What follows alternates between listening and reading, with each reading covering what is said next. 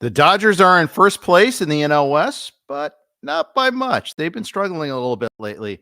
Here to help me break it all down for us is Jeff Spiegel from DodgerHeads, the DodgerHeads podcast and Dodger Blue, Dodger Nation, all that good stuff. All coming up next on the RotoWire Fantasy Baseball Podcast.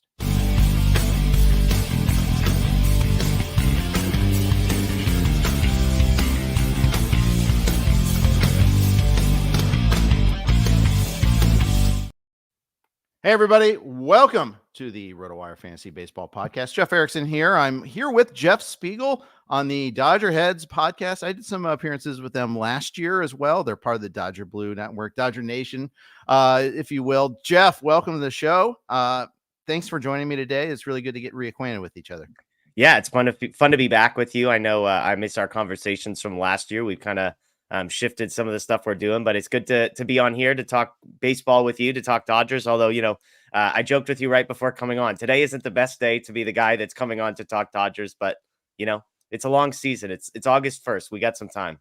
Well, I feel like just like last night's postgame show, I think it's a good day because you're here to talk us off the ledge, talk Dodger fans off the ledge at least, and just calm the waters and knowing what's happening here. Pitching has the start of the story here with the Dodgers. It has to be. Starts off, Clayton Kershaw was terrible yesterday. Only 2 swings and misses, no strikeouts. He's had 2 starts.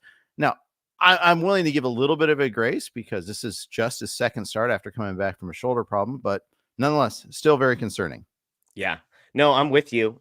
Second start, like you mentioned, only made 3 starts in the minor leagues after missing basically a full 12 months with an injury that ended up being his first major arm surgery of his career. And so it wasn't pretty last night. 7 runs allowed. I think only 3 of them ended up earned, partly because of one of his own errors, misfielding a bunt.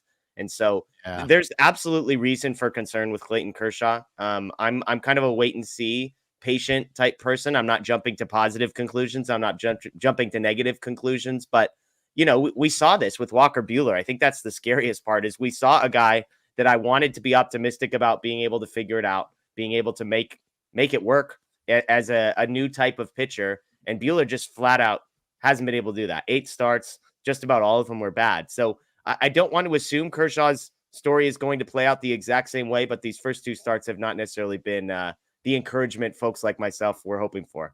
Yeah. So, and the Dodgers have one mission, and that's to find out who their playoff starters are. Yep.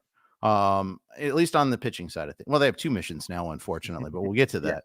But starting, one of the big things they did this whole season is geared towards them being ready for the offseason. That's why they slow rolled Walker Buehler in the first place. Why they took another chance on Kershaw to see if they'd have him ready. They're taking their time with their kids. And it's not working as they envisioned. Obviously, Kershaw's injury, Yamamoto's injury, Buehler's lack of progress, Bobby Miller's lack of progress. We'll hit each of these individually, but it's this season cannot be considered a success until they get ready for the playoffs. Yeah, absolutely. And there's still time for them to do that. But, I'm looking at last night's lineup. 5 of the 9 guys they would like to be hitting were not there. On the pitching side, you would ideally like Yamamoto to be your number 2 pitcher. He's been out. And honestly, he's got a bullpen coming up. But I think there's real skepticism from Dodger fans about whether or not he actually comes back. I don't know if that's reasonable skepticism or just like we've been hurt in the past skepticism. But yeah, to your point, I think Bobby Miller was one of the guys that we were sort of penciling into the number 3 spot in the rotation. He's been a mess. And then you kind of hoped, okay, can they get something from Dustin May? No, he's out from the year. Can they get something from Walker Buehler? No, he's been a mess. Can they get something from Clayton Kershaw? So far, the returns haven't been good. So in some ways, they've been fortunate to have the young guys, Gavin Stone, River Ryan, Justin Wrobleski kind of step up, Landon Knack step up and be productive. But if you were to draw out what's the ideal scenario for the Dodgers from a pitching perspective, right now, I mean, Flaherty's new, but right now they basically have 2 of the 5 or 6 guys they were hoping would be ready for the postseason, who seem like they're on track to be playoff starters. Yeah, I would have to say Gavin Stone is probably in this rotation right now. For the playoffs there, and that's not something that I think a lot of people thought was going to happen this year. Let's talk a little Gavin Stone because he has been a success this year. I think it's a qualified success, but if you look at what he's done so far, 9-4, 334, 126, it's a little higher whip than we'd like from a playoff starter. And I think that's the debate. Only 82 Ks, 107 innings, but this was a significant step forward for him. Yeah. Stone's a guy that coming into the season, I actually was pretty high on. 18 months ago, Bobby Miller and Gavin Stone, neither of them had pitched in a major league game. Both guys were top 40, top 50 prospects, depending on where you look. Bobby Miller was higher because he throws 101 miles an hour and kind of just looks the part, whereas Gavin Stone was a little bit undersized, kind of more of a changeup guy than a 99 mile an hour fastball guy, which a lot of people just don't know what to do with from a prospect perspective. The Dodgers actually believed Gavin Stone was more ready than Bobby Miller. Gavin Stone got the first chance ahead of Bobby Miller a year ago and failed miserably.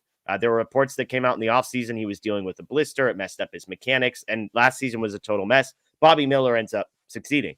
Fast forward to this year, both guys come in, and it's been the exact opposite story. Stone is living up to the prospect type that existed 12 to 18 months ago, whereas Bobby Miller's been a mess. But I like Gavin Stone a lot. A lot of fans, I think, just immediately jump to, well, he's more of a high floor guy than a high ceiling guy. But I actually think he has the potential to kind of be both. I think he can be a middle of the rotation starter.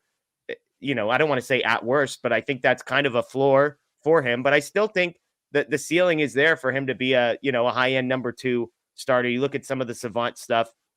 He's limiting hard contact. That's been his secret. 86th percentile in barrel rate. He's getting guys to chase 83rd percentile in that. And so for what is basically his rookie season, it's hard not to be impressed. Now, he's struggled of late. The last few starts have been some of his worst starts. So is he losing steam? Is he going to be able to make it to October? I think is the big question for the Dodgers right now.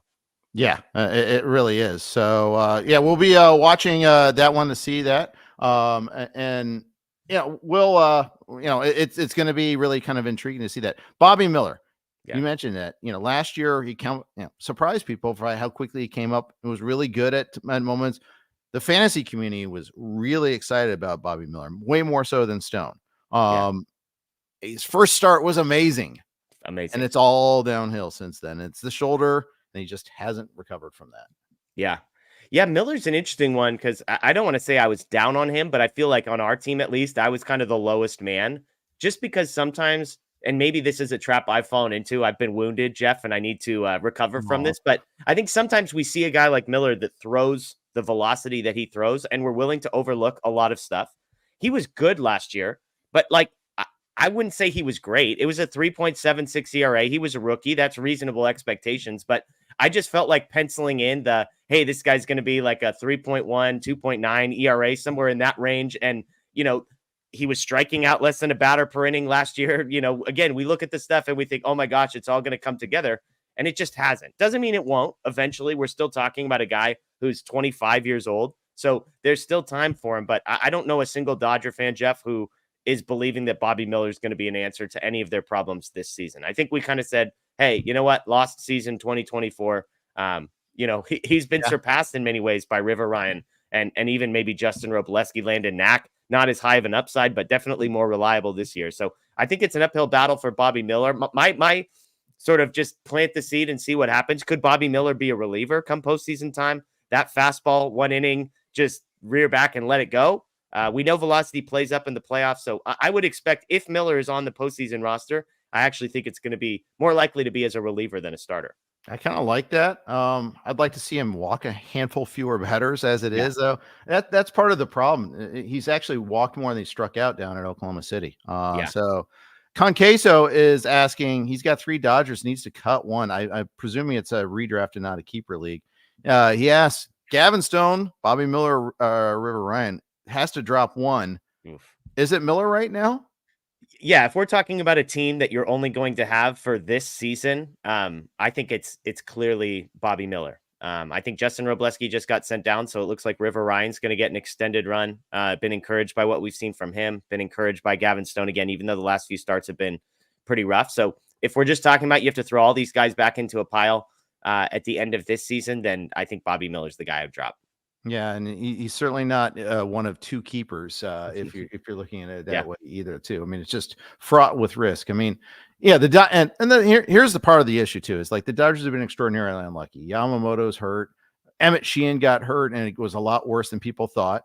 That's something that Dustin May is returning slowly. I didn't count on him. We knew Gonsolin wasn't going to be back this year, but the Buehler thing, I mean, that's the one that's really frustrating. And Walker Buehler is not making any progress. He's also getting rocked in AAA right now. Yeah. Look, this was one of the biggest arguments we had as a staff coming into the season. And people who watch our show would know that, like, my MO is I just am eternally optimistic and I hold on way too long. I think I overreact to the people who want to be the first to pile on a guy like Clayton Kershaw or Walker Buehler, a couple bad starts, and they're like, he's cooked, it's over with, retire, go home, that kind of stuff. So I just held out hope. I said, hey, Buehler's a competitor. Like, I know this stuff isn't going to be there. I know he's coming back from, second Tommy John. Guys just don't do that. And I was wrong. He's been really, really bad. And I think right now he wasn't even with the team. Last I heard, he was going and working with some kind of independent driveline type folks to try and rediscover some stuff. And I wouldn't be optimistic. Again, he's a guy that I'm not expecting anything from this year. And it's a bummer because he's set to be a free agent after this season. And I just can't imagine there's going to be a ton of interest for a guy who used to be a high velocity guy, but whose fastball is now 92, 93, and has never had to rely on the other stuff. The second Tommy John is tough to beat. Yeah. It happens. The technology is way better than it used to be, but it's still a second one. And as I think it was my colleague Michael Salfino pointed out, I'm going to be a little circumspect about Spencer Strider next year when he tries to return from his second Tommy John. Yeah. And it's, you want to be optimistic. You want to believe that your guy is going to be the outlier, but Walker Buehler is just another test case for why you shouldn't believe that. Yeah, exactly. Oh, let's talk about the kids, because that's been a good story. River Ryan had a beautiful start against the Astros this weekend, making a pretty good case to stick around. I kind of thought he'd be there to kind of he's there until everybody comes back sort of guy. And now I'm thinking maybe they're going to stay with him for a while. Yeah, we've had a lot of debate, after the top three, if Yamamoto comes back and you've got Glasnow, Yamamoto, and Flaherty in a four-man rotation, who's the fourth? And I think a lot of people assumed it would be Gavin Stone, but Stone, again, is sort of trending down and River Ryan's trending up. He's an exciting arm. I love to remind people this is a guy that was acquired for Matt Beatty a long time ago from the San Diego Padres. So he could have been a Padre. The Dodgers gave away a utility guy who I believe is in Double-A right now for River Ryan, who's now their top pitching prospect, one of the top pitching prospects in baseball.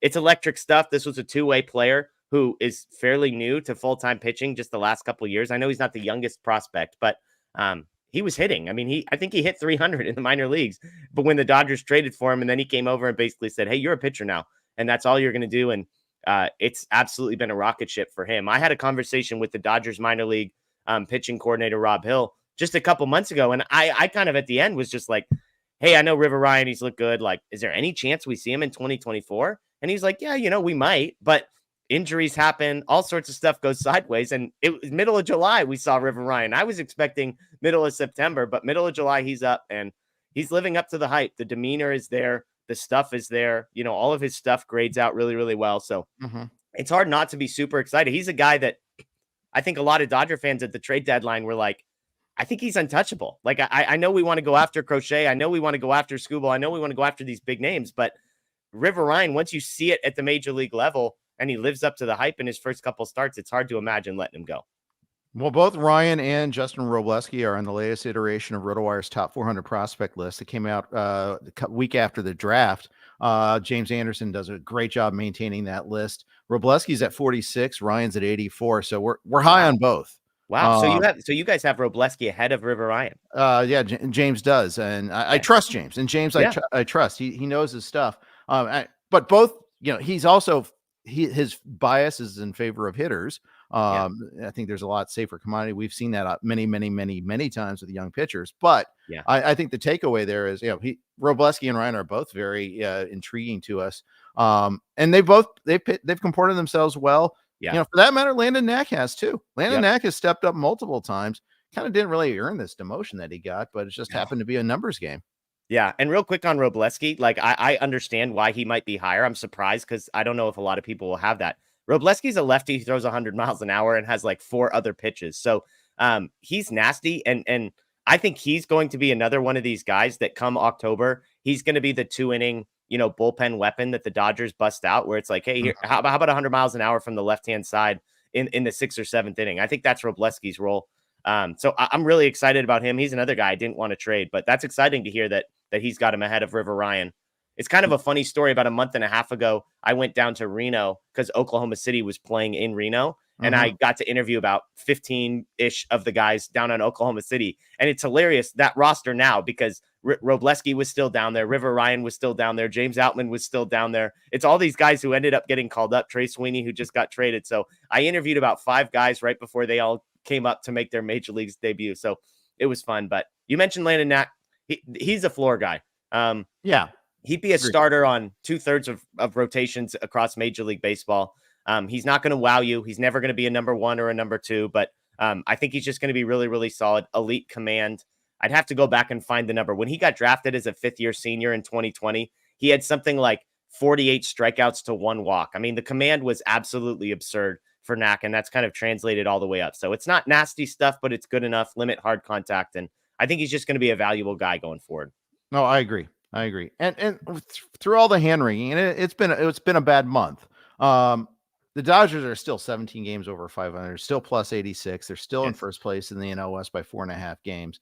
They're making the playoffs. They're gonna, it's about getting ready for that. And they have a great farm system. They gave up a good prospect to go get Jack Flaherty, but it wasn't anything close to being one of their top 5 or 6 or 7 prospects. I know some people will think the catching prospects play up a little bit, but they didn't touch DePaula, Wrobleski, Quintero, rushing, Ryan, Ferris, Vargas. There's plenty of guys still there, still coming.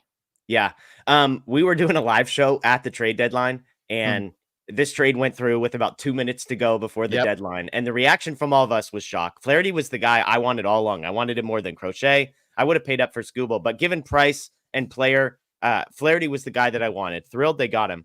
And then we were all just bracing ourselves for what it was going to be. And we went on and said, well, it's got to be Dalton Rushing. Like, we were just looking what Kikuchi went for, what Tanner Scott had gone for. It's like, well, it's got to be Dalton Rushing, who's the Dodgers' top prospect on most lists. And he's a catcher, and the Dodgers have Will Smith forever, and they have like 4 catchers in their top like 12 prospects. So they have some depth there. The fact that it wasn't Rushing, that it was Lorenzo, who some people have as like as high as the 4th prospect, I think, in the organization. But the fact that it was him and Trey Sweeney, a guy that clearly the Dodgers weren't super high on, they acquired him for Yorvit Vivas and Victor Gonzalez in the offseason. So, I mean, for this to be the cost for the best starting pitcher moved after what was paid for some of these other guys was absolutely fantastic. So no complaints from Dodgers fans. Yeah, absolutely. Let's talk Jack Flaherty. Obviously, the report came out the Yankees had some concerns about his medicals. It kind of was one of those like, hey, look, we tried sort of comments there. They leaked that pretty good there. Or Detroit trying to make an excuse for why they did so poorly compared to the returns of everybody else. I don't know who was behind it, but I think there was definitely some questions I have to ask about where those sources came from. Yeah, for sure. Either way. He has had injections for his back. Totally. There has been some velocity concerns, but you compare the package that the Dodgers gave up and what the Orioles gave up for Trevor Rogers, who sure, Trevor Rogers. You want to talk about velocity declines? Let's take a look at Trevor Rogers. Let's look at the season he's had. I know years of control matter, and I tweeted out something snarky saying years of control had a great deadline, but still, it's really remarkable to see the difference there. I get it; it's a 2-month rental. If they re-sign him, that's not incorporated as part of the trade. That's an argument I make every single time. They could have signed him in the offseason if that's the case. He still would have loved to come home if that's the case. But still, it was pretty eye-opening there. He's going to start this weekend. We'll see him make that Dodger debut. He's had basically a skipped start here, so he should be at full strength. Yeah. A lot of guys this weekend against the A's is Stone, Flaherty, and River Ryan. So if you're interested in any of the guys we've been talking about, you're going to get to see all 3 of them this weekend. Jack Flaherty's just what the Dodgers needed. And, we'll worry about team control and free agency in the offseason. But for now, they got one of the best starting pitchers in Major League Baseball. And I know we've had some people on our show that are skeptical. Like, man, come on, look at the numbers from a year ago. Look at the numbers from 2 years ago. But I just look at the underlying metrics. And when you have a guy who's 93rd percentile in whiff rate, strikeout rate, and walk rate, that's pretty much the 3 most important numbers that I'm looking for on a pitcher's baseball savant page. And he's all of those things. So he is limiting hard contact on top of that. So the the Dodgers desperately needed a frontline starter, and they got it in Jack Flaherty. Yeah, I think it was a good trade. And now he has to stay healthy and be productive, and we'll see what happens. It's up to him. But I think the Dodgers made a good trade there. We're going to talk about their other trades, as well as a critical position player and an update I heard on your show last night on the postgame show. We'll talk about that. But first, got a quick note from our friends over at DraftKings. Did you ever play the over-under game with your friends? Think I can eat that slice of pizza in under 30 seconds? Or I know it'll take you over a minute to down that 2-liter. If you have, then you're going to love Pick 6, the new fantasy game from DraftKings. Here's how to play during baseball season. Pick between 2 and 6 players and choose if they'll have more or less of a stat, like runs, hits, strikeouts, and more. Track your picks and play against others for a shot to win huge cash prizes. That's all there is to it. Download the new DraftKings Pick 6 app and use code RWPicks. New customers play $5 and get 50 in Pick 6 credits. That's code RWPicks for new customers to play $5 and get 50 in Pick 6 credits only on DraftKings Pick 6. The crown is yours. One per new customer. Non-withdrawal Pick 6 credits expire in 6 months. Limited time offer. Gambling problem? Call 1-800-GAMBLER. 18 plus in most eligible states. Not available in all states, including New York and Connecticut. Eligibility restrictions apply. Void where prohibited. See terms at pick6.com/DraftKings.com/promos. I'm here with Jeff Spiegel. You can check out Jeff's work. He does the DodgerHeads podcast that's presented by Dodger Blue 1958 on the Blue Wire Network. Sometimes on Lakers Nation too, and you write for Raiders Newswire. Yep. I'll let that go, but it's all right. No, just kidding. So you're pretty much after every Dodger game. Then you guys are up. Yeah, we go live 6 nights a week on the Dodger Blue 1958 YouTube page. So I host Tuesdays, Wednesdays, and Fridays, and then we've got Matt Moreno, Scott Gearman, Blake Williams that are holding it down on Sundays, Mondays, and Thursdays. So Saturdays our night off, but otherwise for the stretch run, live post game shows every night of the week. Yeah. And it's great stuff. I mean, if you want the deep dive into the Dodgers, that's where you go. I appreciate it. Yeah, of course. Well, hey, you do good work and it's fun to listen to. So, and you're coming on bringing the knowledge, which I always appreciate. I heard a good Max Muncy update last night from you guys. Earlier last week, Dave Roberts described Muncy's progress as stagnant. Yeah. And also that the clock is working against us about this oblique injury. It was a super oblique. Then last night I hear, he went to the chiropractor and he's doing a lot better all of a sudden, can swing a bat. Yeah. It's amazing. They didn't try that before. It's there were some people that were wondering if once July came to a close, if Max Muncy's oblique injury was mysteriously going to get better. And I'm not a conspiracy theory guy. I'd like to believe that he was really injured and that the chiropractor fixed some things. But Dave Roberts said he cleared a significant hurdle. There was breakthrough. I think that was the language that was used. So we've heard this. I shouldn't say we've heard this before. Max Muncy has swung a bat before with this oblique injury and then been shut down. So I'm trying not to get my hopes too high up. But look, Muncy in the middle of the lineup is, for whatever reason, one of the most important bats they have. The numbers from when he went out are pretty much when the Dodgers scuffling began. So he'd be a huge addition. And yesterday was, like you said, the first positive update we've gotten in a long time. Absolutely. And they made moves suggesting they may not have Muncy. Yeah. The Dodgers went and got Amed Rosario. They got Tommy Edman, who could play some third base eventually when he comes back from his injury. But another thing is, yes, obviously Mookie is the biggest absence. Freddie out right now too with personal things is also a big deal there. But what it does is it lengthens the lineup getting Muncy back. I think when you have your core 4 and plus Teoscar, your core 5, okay, great. Now let's look at those bottom 4 spots in the lineup. Pages has kind of struggled lately. Maybe he'll platoon now with Kiermaier. They'll do something like that. Hayward is limited in what he can do. Great leader, but not really a great bat. Lux has been better, but he's a baby seal against a club when it comes to lefties. So, they needed to have this optionality, and Muncy's a big part of that. Yeah, look, we were talking on our show last night, and at one point last night, I think other than Will Smith behind the dish, you looked around at the 8 guys. It was like Kevin Biggio, Gavin Lux, Nick Amed, Kike Hernandez, Jason Hayward, James Outman, and Andy Pages, I think were the 8 guys that they had out there, which was not how you draw it up. But we can imagine a world where if people get healthy, you've got Ohtani, Betts, and Freeman at the top of the order. You've got Will Smith, Teoscar Hernandez and Max Muncy in the middle of the order. And then the bottom is Gavin Lux, who's been hitting really, really well. Amed Rosario, who's been above average offensively against both lefties and righties this season.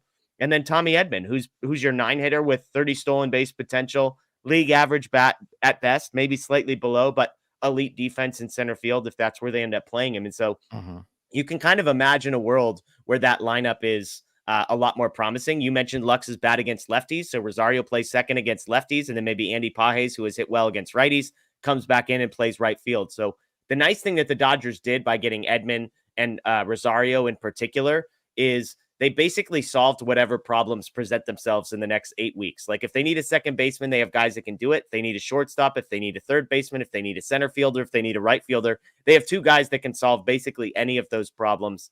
Edman, elite defensively, Rosario, more of an offense first guy. So again, you can imagine a world where the Dodgers lineup goes from being an absolute liability like it is right now to the best in baseball. It's just a matter of if these guys can come back healthy.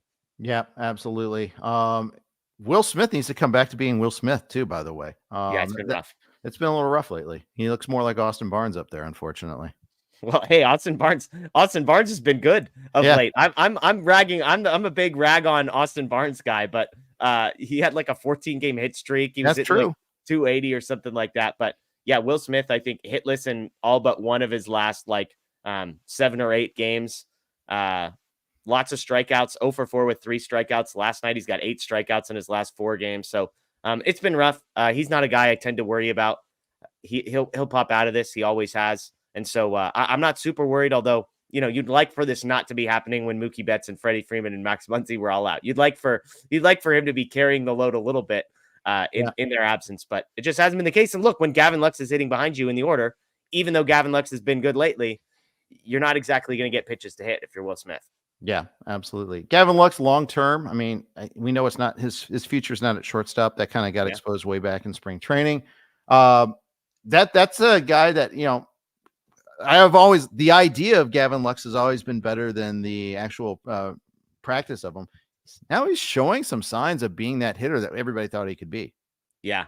Yeah. I mean, I tell people like Gavin Lux a couple years ago was really good. He was a really above average offensive player. I think the weighted runs created plus was like 114 a couple of years ago. And so we've seen this in him. The defense at second base has been really good. Not last night. Made 2 errors. I think he had 4 errors on the season coming into last night. He made 2 of them last night. Of course.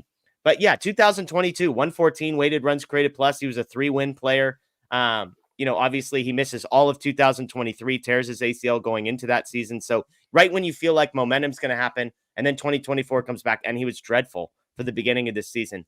I mentioned I'm a hold out hope, be optimistic type guy. So Lux, is a guy I haven't taken my victory lap yet, Jeff, but I'm potentially it's in the future, I think, because I just said, be patient, be patient, be patient. We've seen him live up to the hype. We've seen him he's not going to be a MVP candidate, but if he plays really good defense at second base and has a weighted runs created plus that's around 110, I think that's a really valuable player. The weighted runs created plus this year is up to 88, which is terrible until you consider that was like 40 a few weeks ago.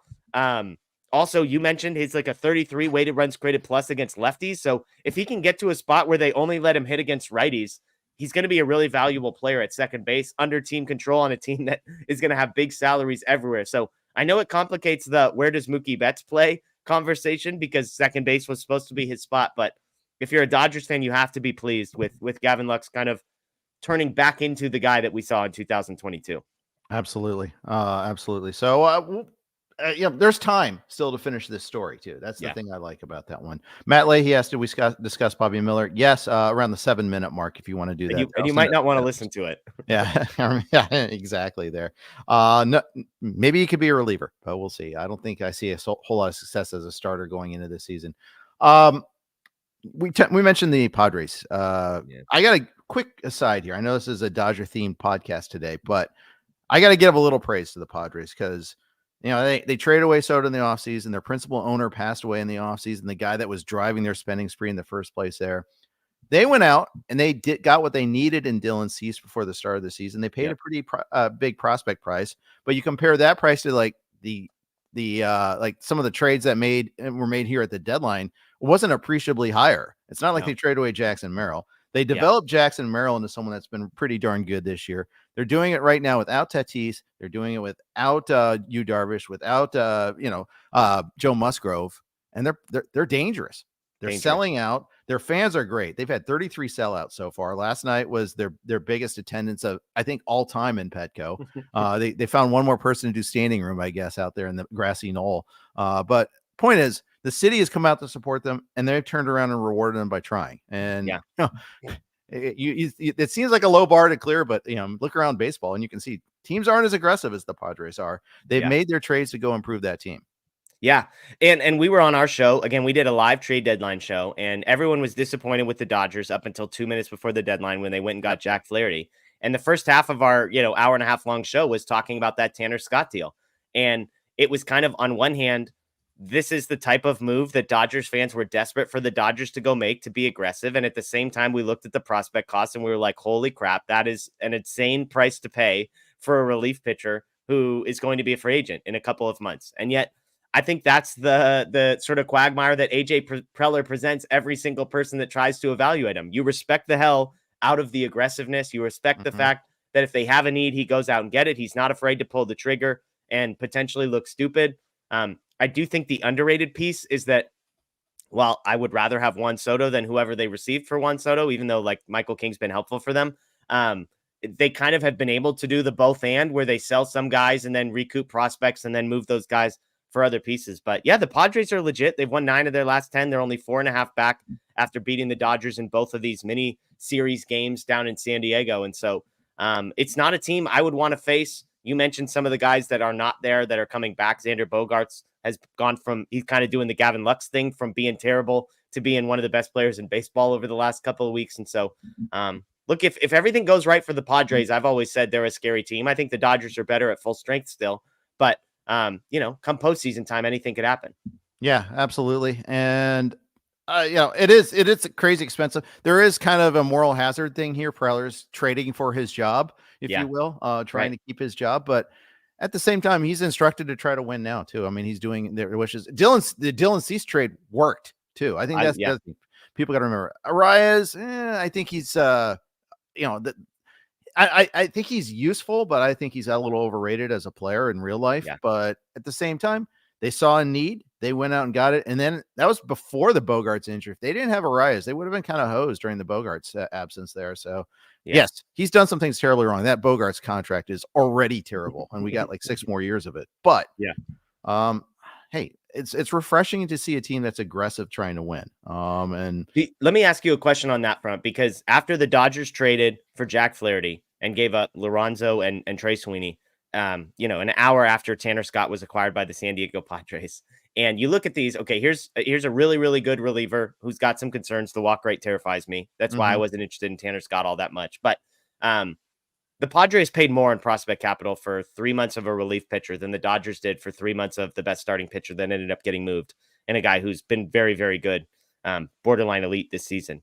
Do you think there's something too that when AJ Preller is in negotiations, he maybe gets held over the fire a little bit more than a guy like Andrew Friedman? Because it feels like Friedman tends to always come out with, wait, that's all they gave up. Whereas Preller, it's like, holy crap. Yeah, I think some people are probably, don't want to play poker with Andrew Friedman, for sure. I think, Preller likes to trade. I think that's part of it there. But let's take we could dive into the prospects that the Marlins got, and almost all of them are having bad years. Yeah, it's their prospect ranking is still there, and it's on stuff that's done prior to this year. Paulie got a taste of the majors this year and was overmatched. He's at El Paso, was at El Paso, which is a launching pad. He's got a 732 OPS. Bashir's is a fun guy, but he's not anyone. He's the least acclaimed of the 4. Snelling's having a terrible year. Mazer got knocked around big time at the big league level there. So they're kind of depressed assets too. And I think that's part of the equation there too. Fair enough. So, yeah, but hey, we'll see about that. Hey, everyone, we're on the Blue Wire Network. Here are their ads. All right, I'm here with Jeff Spiegel. He is also on the Blue Wire Network, True. the DodgerHeads podcast, Dodger Blue 1958. You can check that all out. I highly recommend it if you want all things Dodgers. It's a great place to go. So we talked about the trades. We talked about the rotation. We got one other sore spot here, and that's the bullpen. It's awful. What happened to Evan Phillips? How did he all of a sudden forget how to get lefties out? Yeah, somebody on our channel said, man, when was the last time the Dodgers had a shutdown reliever? I was like, well, I don't know, 2 weeks ago when Evan Phillips was still good and he was one of the best relief pitchers in baseball. I looked up his numbers in prep for this. He's given up runs in 7 of his last 11 appearances. He's allowed 8 earned runs in his last 3 2/3. I don't know. I mean, I don't know if it's overworked. I don't know if it's tired. I don't know if there's an injury. I know he missed some time earlier this season. So is it possible that he's battling through something and just trying to get to the finish line? But man, this used to be a guy that I had as much confidence in as pretty much any Dodger reliever in my lifetime. And yet he's been bad. I mean, we could go down the list. Blake Treinen, a loss and a blown save in his last 2 appearances, 3 earned runs over those 2. Yeah. Daniel Hudson blew his last save. Alex Vesia, who had a 1.23 ERA on July 22nd, has since allowed runs in 4 straight. Last night was a ghost runner, but 4 earned runs, 4 hits, 4 walks in his last 3 innings pitched. So these are their 4 guys that 2 weeks ago, Jeff, I would have said, write them in permanent marker for the postseason bullpen. Right. The bullpen's a strength. I feel great about all 4 of these guys, and not a single one of them feels like somebody you can trust right now. No, and I look at like the velocity on Phillips, and it's fine. It's not like he's lost velocity. He's lost command. And I also think he's lost some deception. Somehow lefties are seeing him well. I almost think this is we're going to find out a month from now. Oh, he was tipping pitches during this period. Some Rockies reliever is going to say a friend of a friend told him this, and that the organization didn't see it, that sort of thing. I'm making a little joke about Nick Mears. When he got traded to the Brewers, he roasted the Rockies for not correcting him tipping pitches. But anyway, I got to think there's something to that there, because things don't usually turn that permanently, that starkly and permanently like that so quickly. It just usually doesn't happen. Yeah, and you mentioned the splits too. I mean, that's the other thing. This used to be a guy that you just threw in every single situation. You didn't really care kind of what lefties, righties, who was up. You just said, well, Evan Phillips is our guy. Lefties are hitting 321 against him with a 623 slug. They've got an OPS well over 1,000 this year against him. So that's been ugly. I mean, he's still been good against righties. They're hitting 203 with a 520 OPS against him. Just 2 earned runs in 20 innings pitched, but 13 earned runs in 12 1/3.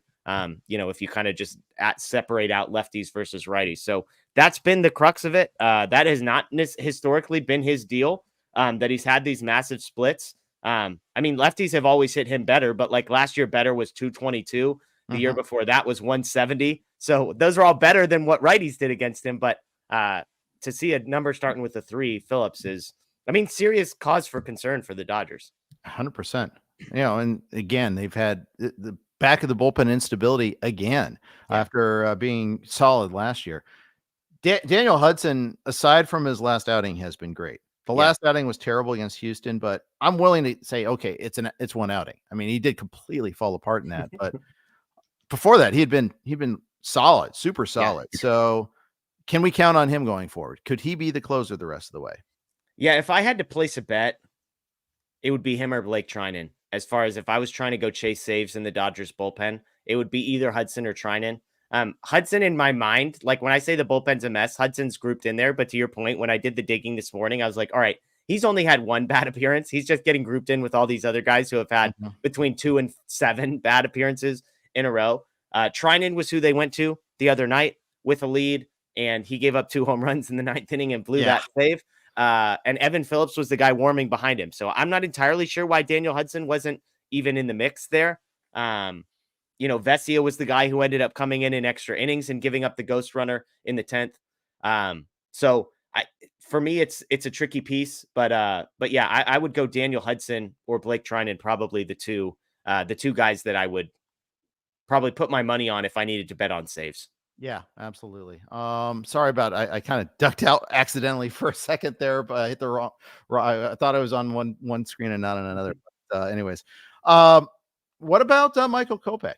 Yeah, last night he makes his first appearance, and we had, again, trade deadline show and it's fun because we have a mix of people on our show, and we had a guy come on who, isn't as deep into the nerd stats, as we say, as somebody like I am maybe. And he's looking at Kopech. He's like, cool, a guy with a 5 ERA. Like, I know he throws 100 miles an hour. He has no idea where it's going. What's the point? And all I said was, look, I'm not telling you Kopech's going to be the answer to all your problems.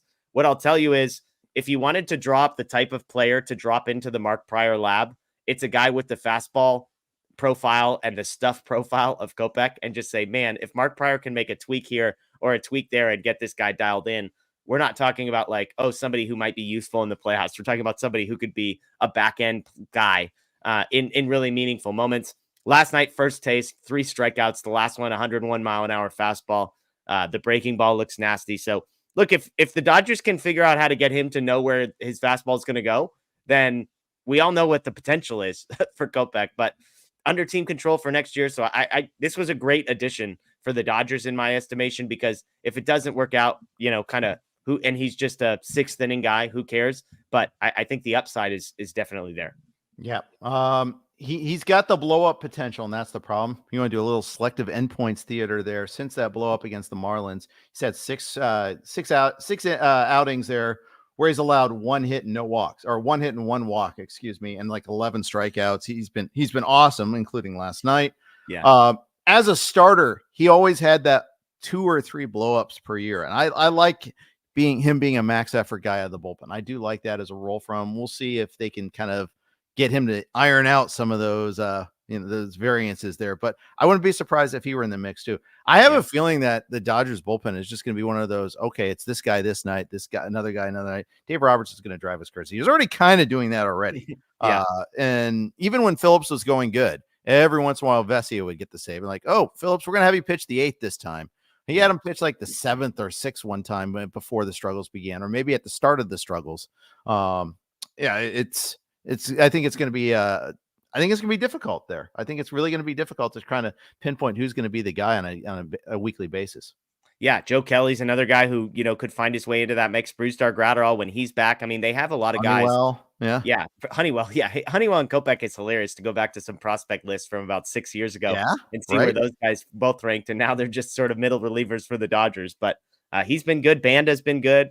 So Ryan Brazier due back at some point. Michael Grove, like, they've got a bunch of names out there. Again, I think Wrobleski might be in that mix at some point. Could Bobby Miller be in that mix at some point? Just some things to keep an eye on. Yeah, a lot of names that on its face are intriguing there. It's just a question of like trying to get the roles to fit, and Graterol could come back. What's the latest on Graterol? He's made like 8 appearances in the minors. They said it's basically spring training, so he's going to be a little ways away. They got 3 relievers on a rehab assignment. Michael Grove, they said, is the first one due back, which is this weekend. So Graterol maybe hopefully next week. His last rehab appearance was terrible. He had been okay in his first 6 or 7, but the last one he got absolutely shelled. Tons of hits, tons of walks, tons of earned runs. So, it's minor leagues. It's not that big of a deal as far as I'm concerned. But hopefully he's back in about a week and a half. I would say him, Tommy Edman, Mookie Betts are kind of the 3 guys that you would love to, by middle of August, say all 3 of them are back in the mix and contributing. I think that's realistic.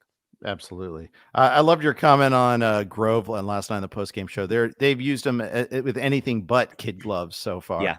Yeah. It's Michael Grove he's come on our show a bunch of times, and I've gotten to hang out with him, and he's a good dude who, from afar, I just feel bad for. He was like the first guy Andrew Friedman ever promoted straight from AA, former first-round pick. So he's got talent, but he's a starter one day. He's a long reliever the next day. He's a 1-inning reliever the next day. And he's often been the guy that gets put into a game when they're down 5, and then all of a sudden they're down 7. And it's like, hey, bud, we just need 3 innings out of you, no matter how bad, 7, 8, 9 earned runs end up piling up on him.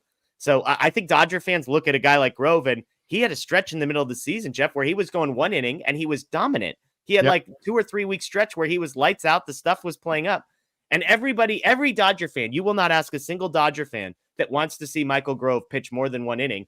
And yet they trade Ryan Yarbrough, and Dave Roberts comes out yesterday and says, yeah, Grove's going to come back this weekend. He'll be our multi-inning guy. And every Dodger fan is like, we already know how this is going to play out. Like, we already know what's going to happen if you put Grove in this role. And, it's hopefully things are better. I just feel for the guy, because not being put into a position to succeed is tough. Absolutely. The Dodgers have so much depth. It's just a question of trying to figure out who has what role. What did you think of them essentially letting James Paxton go? I wasn't the biggest James Paxton guy. I mean, I joked early in the season, and it probably shouldn't have been that much of a joke. Like the way pitchers were being traded about at the trade deadline, could they have held on to him for another week or two and actually traded him for something a little bit more meaningful? Possibly. I know he started out having a great season, but he was one of those guys. If you went and looked at the Savant page, you were like, holy crap, this whole thing is a house of cards that's about to come falling in. And it did. So he served a role. He ate some innings. He kind of got them towards the finish line, but he wasn't going to be a playoff guy in any way, shape, or form. And so if getting rid of him meant sort of giving more opportunities to Wrobleski, Ryan, Knack, those guys to see what you have, then no brainer for me. Yep. I agree. Dodgers picked up a 17-year-old in the Dominican Summer League. He's a lottery ticket, the type of guy that they develop, they're pretty good at doing in Bolivar there. So we'll see what happens with him. Jeff, thank you so much for coming on board today. I really appreciate it. I know you're a busy man. You're asked to do a lot of appearances today. Where can people find you once again? Yeah, YouTube is the best place to find us. Dodger Blue 1958 is the name of our channel. Again, we're live 6 nights a week. Myself, Matt Moreno, Anthony Witrato, Blake Williams, Scott Gehrman, Daniel Stark, and huge crew over there. So check us out there. You can find me on Twitter at Jeff Spiegel. And then, of course, all of our stuff is linked to DodgerBlue.com, the website. If you're a podcast person, DodgerHeads Podcast, Apple, Spotify, Google, all of our YouTube stuff ends up on our podcast feed. So whichever of those two mediums is easier for you, that's where you can find us. All right, very good. That's going to wrap up today's show. Big thanks to DraftKings for their Pick 6 app ad for us here. Thanks to the Blue Wire Network, and thank you guys for joining us in the stream. We got 2-start starters tomorrow, James and Clay. Todd and Clay doing 2-start starters. Todd's all. Don't want to diminish the work that Todd is doing. Check that out, please. If you like this, hit that like button, hit that subscribe button. If you want to check out RotoWire, go to rotowire.com/pod. Get a free peek behind our paywall. No credit cards required. Just put in a valid email address and off you go for a couple of days. Thanks everybody for tuning in. Take care.